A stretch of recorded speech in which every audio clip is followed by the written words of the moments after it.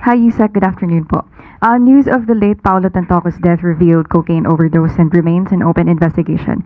Since he's part of the First Lady's entourage, may we know if the First Lady will comment on this? And from the Malacanang po, the presidential sister released a statement. Senator Amy is calling for a comprehensive report from the palace to dispel further speculation.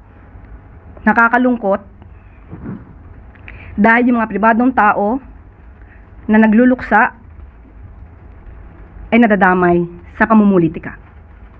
Ginagamit ng iba mga obstructionist para masira ang First Lady, ang Pangulo at ang administrasyon na ito. Nakakahiya ang kanilang mga ginagawa. Unang-una, si Mr. Paolo Tantoco ay hindi po kasama sa official entourage ni FL or ni First Lady ng unang ginang. Nakakahiya dahil gumawa sila ng peking police report.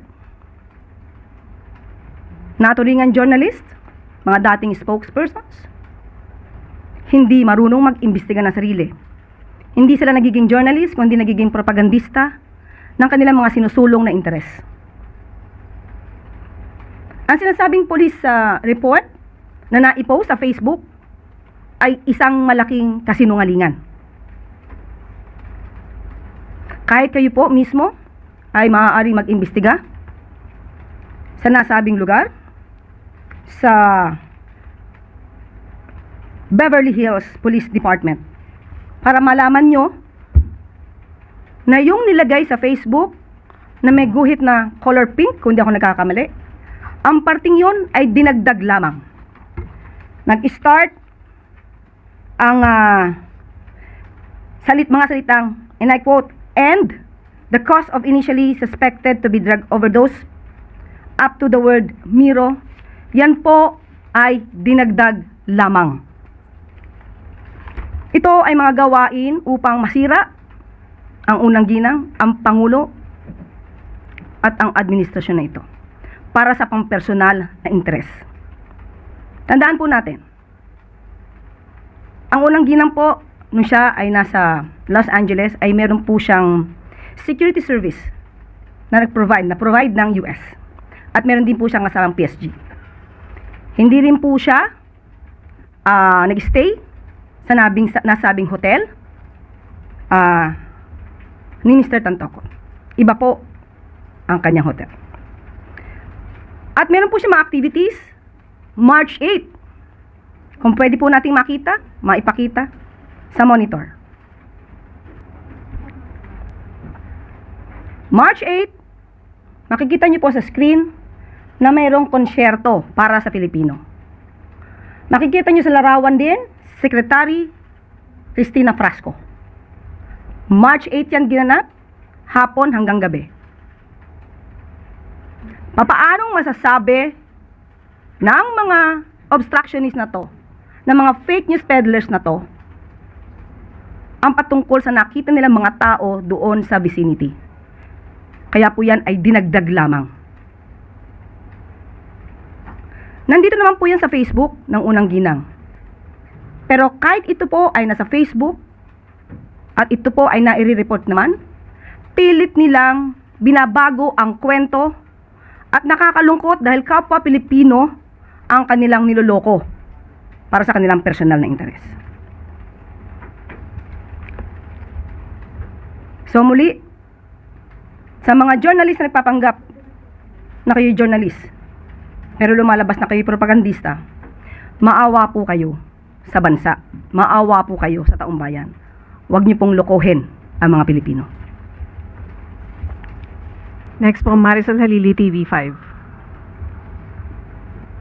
Yusek, magandang hapon. Just to follow up on Tantoco case, I would like to reiterate that Senator Amy Marcos issued a statement urging Malacanang to release a comprehensive report about what happened, the whereabouts of the First Lady. Do you see a need for this? Are you going to heed to this call?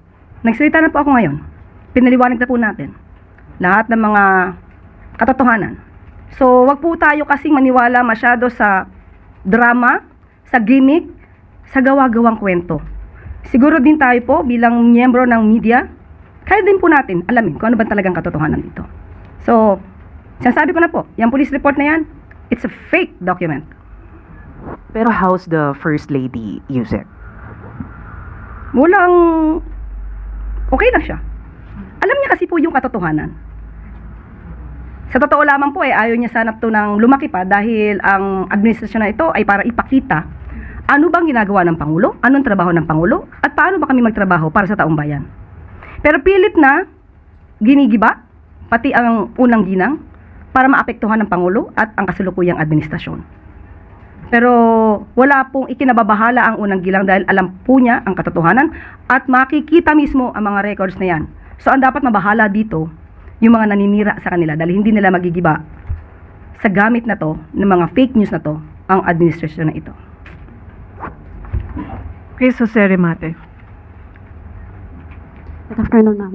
Ma'am, tumaas po yung trust rating ng Pangulo noong May 38%, ngayon June 48%. Ano po yung nakita nating factor of factors na nakatulong para po tumaas yung trust rating ng Pangulo despite po ng political noise, yung pamumulitika laban sa kanya at sa administrasyon po? Oo nga no, kahit na sobrang panggigiba sa kanya ng mga obstructionist na ito na walang magawa kundi manira na manira at hindi makita ang magagandang trabaho ng Pangulo. Sa ating palagay, yung mga taong mga respondents dito na siyang naging parte ng survey na ito ay nakita nila kung ano ba ang ginagawa ng Pangulo at ng administrasyon. Pero tulad po na sinabi natin, masaya naman na nakikita na po ng taong bayan ang ginagawa ng administrasyon. Pero muli, uulitin po natin, ang numero po ay hindi po magiging factor para sa Pangulo na magpakampante. Dahil kahit ano pa pong numero ang lumabas sa survey, tuloy-tuloy lang po ang ating Pangulo at ang administrasyon na to na magsilbi at magtrabaho. So, ma'am, parang sinasabi niyo po na numbers lang naman ito po. Kasi ma'am, si VP Sara po, 61% ang trust rating niya. Ano po kayang gagawin ng gobyerno para man lang makadikit doon sa trust rating ng... Wala po kaming gagawin kundi magtrabaho. Magtatrabaho po kami na magtatrabaho at hindi po kami magbabakasyon hanggat sa kakayanin. Trabaho lang ng trabaho. Thank you po. Sunod na tanong, Tina Maralit, Manila Times. Good afternoon, Yusek. Last July 12, the country commemorated 9 years of the arbitral ruling on the West Philippine Sea favoring the Philippines. The Chinese Foreign Ministry again refused to recognize this and remarked that the arbitral decision is nothing but a piece of waste paper and fundamentally flawed with obvious mistakes. What is the palace's take on this? Parang nadinig na po natin yan nung nakaraan pa na ang sinasabing arbitral award ay isang papel na dapat lamang ibasura.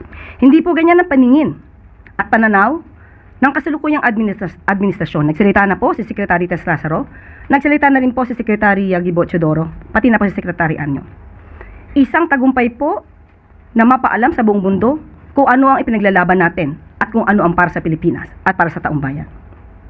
Muli, ang Pangulo, hindi isusuko ang soberenya, ang karapatan ng bansa at ng taong bayan, kahit kanino pa man. Follow up lang po, Yusek. What would the palace like to convey to the countries who continue to stand by the Philippines with regard to the issue on the WPS? Muli, tayo ay lahat Pilipino. Dapat po tayo ay nagkakaisang ipaglaban kung anong meron tayo. Manatili po tayo maging pro-Philippines, makabansa, makabayan. Huwag natin tularan ng iba na not pro any country. Thank you. Next.